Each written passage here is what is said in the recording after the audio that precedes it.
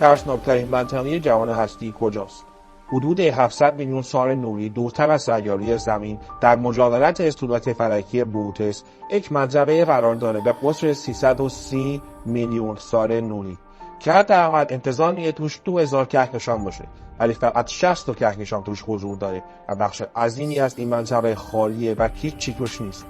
دانشمندان بهش هیچ بزرگ هم میگن، اما واقعا چرا نصفش یا حتی بیشترش هیچی توش نیست؟ باید توش خلای تقریبا هیچی نیست.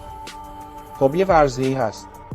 این فرضیه میگه که امکان داره یه سری تمدن‌های پیشرفته اونجا حضور داشته باشن که میان و از انرژی کهکشان‌ها استفاده میکنن و امکان داره چون دارن از کره دایسون واسه تخلیه انرژی این کهکشان‌ها استفاده میکنن، نور نتونه از اون منطقه عبور کنه و ما نتونیم اون کهکشان‌ها رو ببینیم.